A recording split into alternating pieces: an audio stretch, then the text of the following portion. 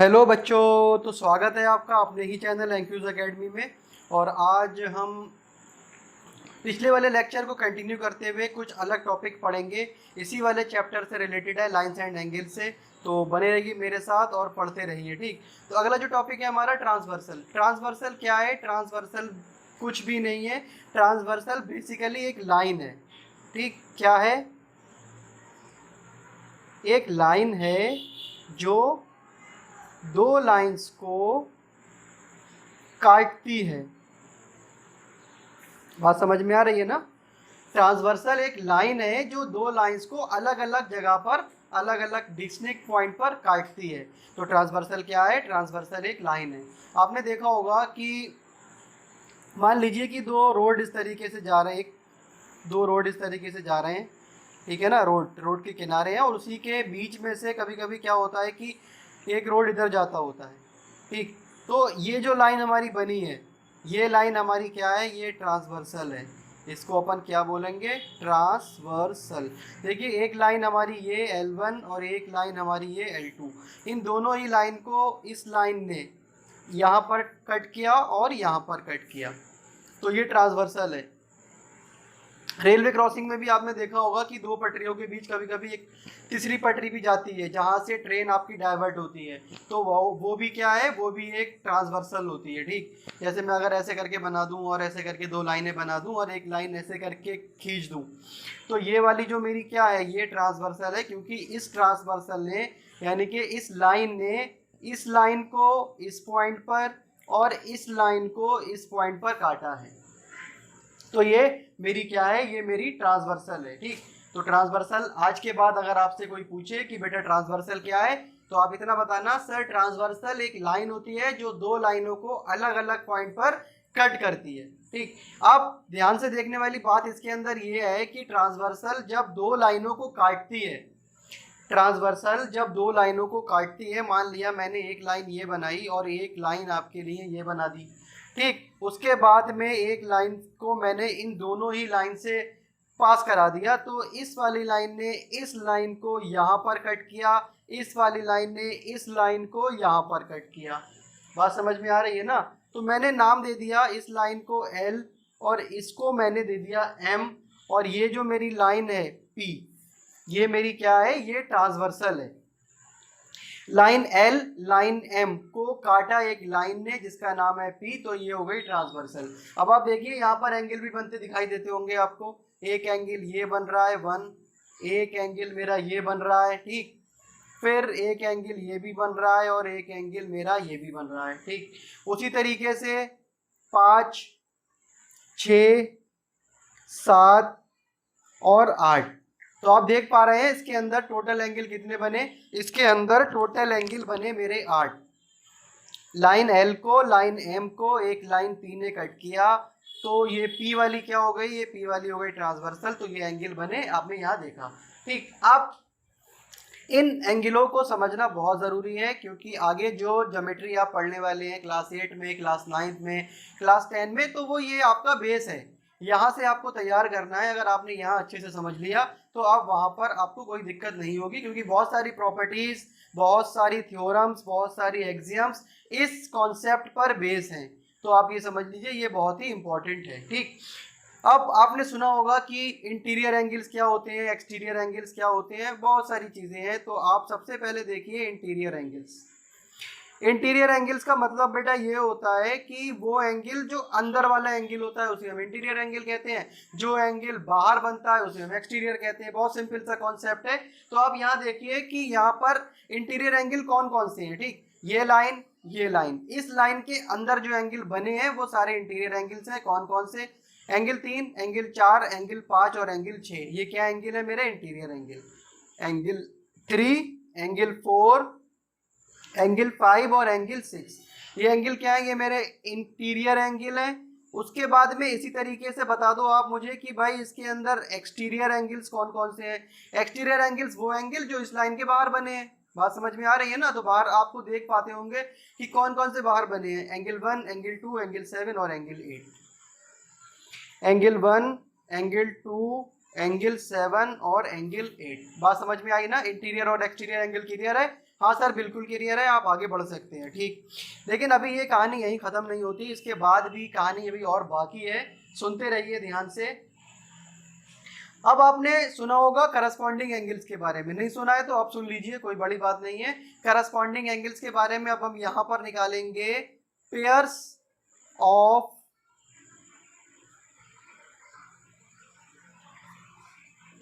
Corresponding angles, pairs of corresponding angles. Corresponding का मतलब ये होता है भाई, करस्पॉन्ड का मतलब ये होता है कि एक के बाद एक, एक के बाद एक। तो देखिए आप, एक ये हमारा एक्सटीरियर एंगल, एंगल 1, उसी के बाद तुरंत मतलब करस्पॉन्ड के बाद एक के बाद एक, तो ये एक्सटीरियर जस्ट इंटीरियर, ये एक्सटीरियर, उसके बाद जस्ट एक्सटीरियर, मतलब कि ये जो लाइन है ट्रांसवर्सल, इसके देखिए इस लाइन के दो साइड है ना, एक साइड ये वाली है और एक साइड ये वाली है। इस लाइन के इस साइड पर एक एक्सटीरियर एंगल, एक इंटीरियर एंगल, तो ये पेयर बन गया ना हमारा। कौन सा पेयर बन गया? एंगल 1 और एंगल 5, ये क्या हो गया? करस्पॉन्डिंग। ठीक, इसी तरीके से जिस तरीके से मैंने इस लाइन के, पी वाली लाइन के इस तरफ देखा, तो पी वाली लाइन के मुझे इस तरफ भी दिखाई दे रहा है। कौन कौन सा? एंगल 2 और एंगल 6। हाँ सर बिल्कुल ठीक है आपकी बात, एंगल 2 और एंगल 6। इस तरीके से अब मैंने देखा एंगल 3 और एंगल 7, एक इंटीरियर देन एक्सटीरियर, एंगल 3 और एंगल 7। उसी तरीके से इस लाइन के इस साइड पे एंगल 4 और एंगल 6, सॉरी एंगल 8। बहुत ध्यान से देखिए, ये वाली जो लाइन है इसके इस साइड और इसके इस साइड, एक एक्सटीरियर एक इंटीरियर, एक interior then exterior.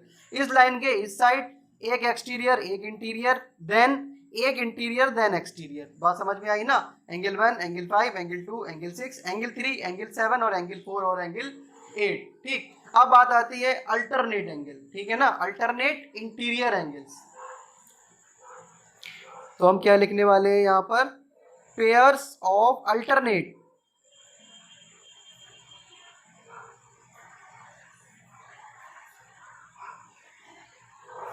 Pairs of alternate interior angles.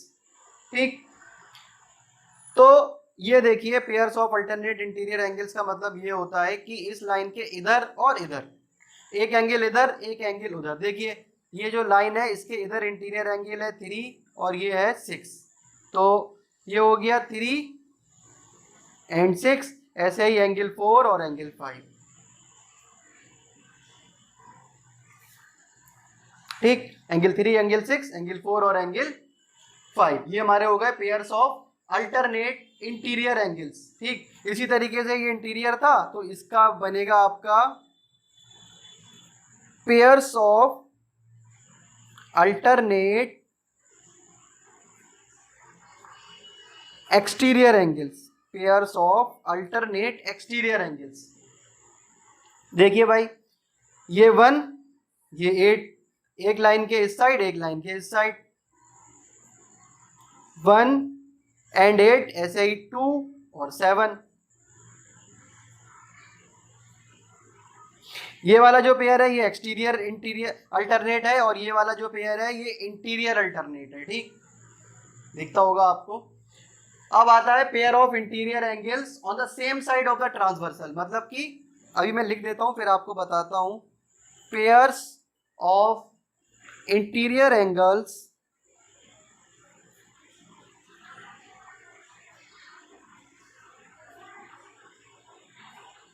On the same side of transversal. तो आपको पता है ट्रांसवर्सल कौन सी है मेरी? ट्रांसवर्सल मेरी ये है भाई। ठीक, तो pair of interior angles, pair of interior angles यानी कि इंटीरियर एंगल्स का जोड़ा ट्रांसवर्सल के एक साइड, ये ट्रांसवर्सल का एक साइड ये है, एक साइड ये है। तो इस साइड कौन कौन से पेयर हैं इंटीरियर एंगल्स के? 3 और 5 लिख दीजिए भाई यहाँ पर, 3 और 5। देन उसके बाद कौन सा है इस साइड में? 4 और 6, 4 एंड 6। बस आप इतना करिए, ये जो मैंने आपको बातें बताई हैं ट्रांसवर्सल के बारे में, आप इनको याद कर लीजिए कैसी भी करके। कैसे भी करने का मतलब ये है कि ये बहुत आसान है, बस आपको सिर्फ समझना है, आपको सिर्फ समझना है। इंटीरियर एक्सटीरियर आपको पता है, ट्रांसवर्सल भी आपको पता है, ट्रांसवर्सल की एक साइड भी पता है, ट्रांसवर्सल की दूसरी साइड भी पता है, अल्टरनेट कौन से होते हैं, करस्पॉन्डिंग कौन से होते हैं, ये सब आप याद रख लें, क्योंकि आगे जो क्वेश्चंस हैं, जो भी क्वेश्चन सॉल्व होंगे वो इनकी प्रॉपर्टीज पर बेस्ड होंगे, जो प्रॉपर्टीज भी बनेंगी वो इन्हीं पर बेस्ड बनेंगी। ठीक,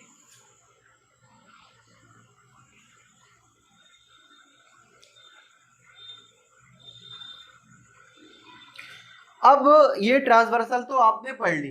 ठीक, ट्रांसवर्सल तो आपने पढ़ ली कि दो लाइनों को किसी लाइन ने काटा तो वो ट्रांसवर्सल हो गई।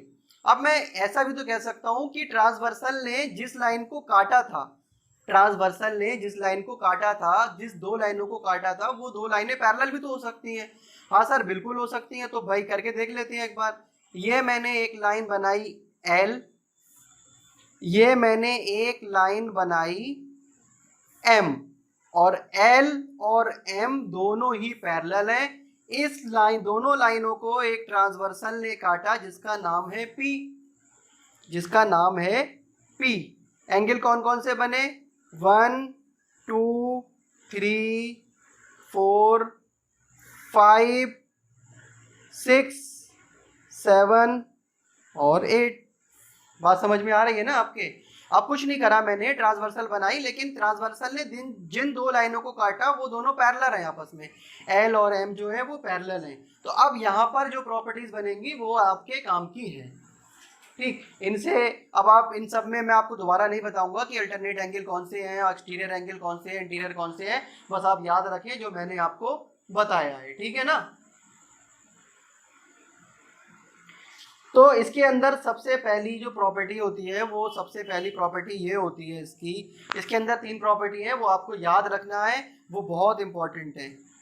If two parallel lines,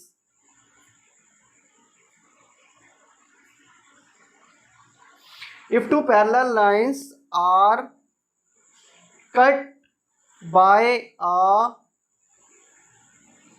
transversal, if two parallel lines are cut by a transversal, each pair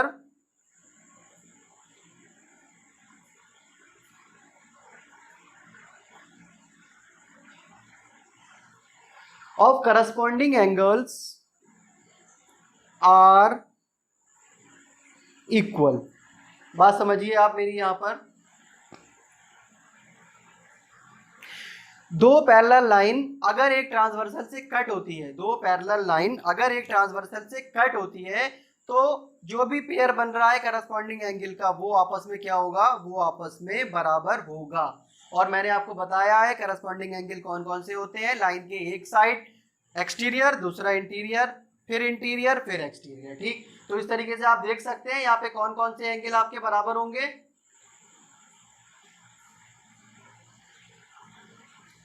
बताइए कौन कौन से एंगल आपके बराबर होंगे? करस्पॉन्डिंग एंगल बराबर है ना, तो एक ये वाला 1 और ये 7, 1 और 5, 3 और 7। ठीक, जितने भी करस्पॉन्डिंग एंगल है वो सारे आपस में बराबर होंगे, यानी कि 1 इक्वल टू किसके होगा? 5 के, 3 इक्वल टू किसके होगा? 7 के, इसी तरीके से एंगल 2 इक्वल टू किसके होगा? एंगल 6 के, और एंगल 4 इक्वल टू किसके होगा? एंगल 8 के। बात समझ लीजिए, ये मेन प्रॉपर्टी है और ये बहुत ही इंपॉर्टेंट प्रॉपर्टी है। अगर दो पैरेलल लाइन अगर कट हो रही है एक ट्रांसवर्सल से, तो pair of corresponding angles are equal. अब इसको हम उल्टा भी कह सकते हैं, इसको हम उल्टा इस तरीके से कह सकते हैं कि अगर ये वाले एंगल बराबर होते हैं, अगर करस्पॉन्डिंग एंगल किसी की ट्रांसवर्सल के केस में बराबर होते हैं, तो इट मीन्स कि ट्रांसवर्सल ने जिस लाइन को काटा है इट शुड बी पैरेलल। तो ये प्रॉपर्टी दोनों तरफ से लग सकती है, आपको ध्यान देना है कहाँ पर किस तरीके से लगाना है। ठीक, अगला जो इसकी प्रॉपर्टी है वो ये है कि if two parallel lines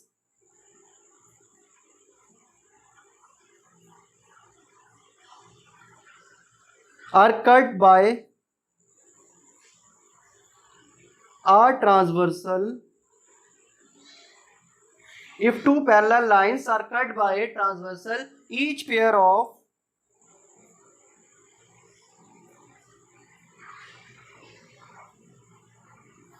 alternate interior angles are equal।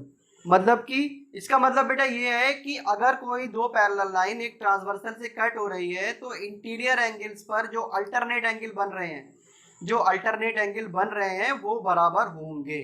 ठीक, अब मैं आपको इसके लिए एक छोटी सी ट्रिक है वो बताता हूं कि वो ट्रिक क्या है।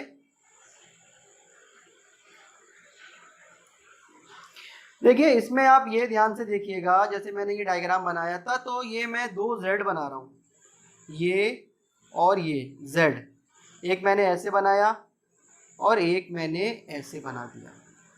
ठीक, तो ये एंगल बना, ये एंगल बना, ये एंगल बना और ये एंगल बना। बस आपको इतना याद रखना है, ये एंगल अल्टरनेट इंटीरियर है, ये एंगल अल्टरनेट इंटीरियर है। अगर आप इस डायग्राम को ध्यान से देखोगे तो ये अगर आप जेड बनाने की कोशिश करोगे तो इस तरीके से लाओगे, ये देन ये। तो अल्टरनेट इंटीरियर एंगल कौन कौन से बने, एक तो ये बना और एक ये बना। और अगर मैं जेड को इधर से बनाना चाहूँ तो ये जेड मेरा ऐसे बनेगा, फिर मेरा ये इंटीरियर अल्टरनेट बना और ये इंटीरियर अल्टरनेट बना, तो ये दोनों क्या होंगे, इक्वल होंगे। तो आप इसको इस तरीके से भी याद कर सकते हो कि जेड वाले एंगल हमेशा बराबर होते हैं। तो जेड वाले एंगल कौन से बन रहे हैं, एक तो एंगल 3 इक्वल किसके होगा, एंगल 6 के, और एंगल 4 इक्वल टू किसके होगा, एंगल 5 के। तो ये भी हमारी बहुत इंपॉर्टेंट है। ठीक, अगली लास्ट एंड इंपॉर्टेंट प्रॉपर्टी एक और है कि if two parallel lines are cut by a transversal, then each pair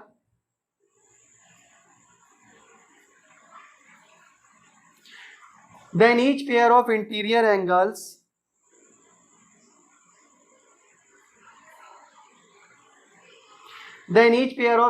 angles on the same side of transversal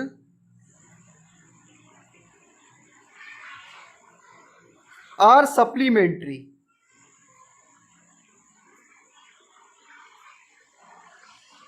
इसका मतलब क्या है, हिंदी में मैं आपको इसका मतलब बताता हूं। इसमें यह कह रहा है कि अगर दो पैरेलल लाइन एक ट्रांसवर्सल से कट हो रही है, दो पैरेलल लाइन अगर एक ट्रांसवर्सल से कट हो रही है तो ट्रांसवर्सल के एक साइड पर जो इंटीरियर एंगल्स का पेयर बन रहा है, ट्रांसवर्सल के एक साइड पर जो इंटीरियर एंगल्स का पेयर बन रहा है वो सप्लीमेंट्री है।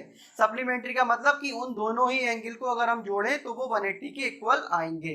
अब आप ध्यान से देखिए इस डायग्राम को, यहाँ पर ये जो दो पैरेलल लाइन एक ट्रांसवर्सल से कट हो रही है तो यहाँ पर ट्रांसवर्सल के इस साइड में इंटीरियर एंगल्स का पेयर एंगल 4 और एंगल 6, एंगल 3 और एंगल 5। तो बस कुछ नहीं करना है, angle 4 plus angle 6 equal to 180 होगा और angle 3 plus angle 5 equal to 180 होगा। तो ये जो मैंने प्रॉपर्टी बताई है बड़ी इंपॉर्टेंट प्रॉपर्टी बताई है, 1-2 मिनट के अंदर मैं आपको तीनों रिवाइज करा देता हूँ। पहली वाली ये है कि अगर दो पैरेलल लाइन कट हो रही है एक ट्रांसवर्सल से तो जो भी करस्पॉन्डिंग एंगल का पेयर बन रहा है वो इक्वल होता है। ठीक, दूसरी ये है कि अगर दो पैरेलल लाइन अगर कट हो रही है ट्रांसवर्सल से तो जो अल्टरनेट इंटीरियर एंगल्स बनते हैं उनका पेयर आपस में इक्वल होता है। यहाँ पर जेड वाले एंगल जो बनेंगे वो इक्वल होंगे, आपको याद रखना है। तीसरी ये है कि अगर दो पैरेलल लाइन कट हो रही है एक ट्रांसवर्सल से तो ट्रांसवर्सल के एक साइड में जो इंटीरियर एंगल्स का जो पेयर है उनको जोड़ोगे तो आप 180 के बराबर करना पड़ेगा, यानी कि each pair of interior angles on the same side of the transversal are supplementary. तो मैंने आपको ये प्रॉपर्टी बता दी, अब आप इसको याद करें कैसे भी करें। और एक बात और याद रखें, ये प्रॉपर्टी उल्टी भी लग जाती हैं। कभी कभी ऐसा होता है एंगल दे रखे होते हैं और आपसे पूछा जाता है कि ये लाइनें क्या पैरेलल हैं, तो आपको इसको उल्टा लगाना आना चाहिए। तो उल्टा किस तरीके से लगाना आना चाहिए, जैसे ये कह देगा कि एंगल 4 और एंगल 6 का जो सम है 180 डिग्री है, तो क्या ये लाइन एल और एम पैरेलल है? हाँ भाई बिल्कुल पैरेलल है, क्योंकि हमने पढ़ा है इनका सम तभी 180 होता है जब दो लाइन पैरेलल होती हैं और तीसरी लाइन उसको काटती है। तो इनको उल्टा भी लगाना आना चाहिए। जो भी क्वेश्चन आप करोगे वो इसी से ही आपको मिलेंगे, कोई बाहर से नहीं मिलेगा, आपको बस इसको पढ़ने की ज़रूरत है। ठीक, पढ़ना तो आपको पड़ेगा, आपके पास कोई और ऑप्शन है ही भी नहीं। वो बात आप अलग है कि आप किसी की कॉपी कर ले, कुछ कर ले। देखिए अभी तो आपका छोटा स्टैंडर्ड है, 7th 8th 9th, तो उसमें तो आप कैसे भी करके कूद फान करके निकल जाओगे, लेकिन आप यकीन मानो इस स्टैंडर्ड के बाद बहुत ज़्यादा मुश्किलात हैं, बहुत ज़्यादा परेशानियां हैं। अगर आप अभी मेहनत नहीं करोगे, अभी थोड़ा सा स्ट्रगल नहीं करोगे, तो आपको आगे जाके दिक्कत होगी। ऑप्शन देखिए, सिलेक्शन सिर्फ आपका है, सोचना सिर्फ आपको है। जबरदस्ती आपसे कोई भी कुछ नहीं करा सकता, जबरदस्ती आपसे कोई भी कुछ नहीं करा सकता। जब तक आप खुद नहीं सोचोगे तब तक आप कुछ नहीं कर सकते।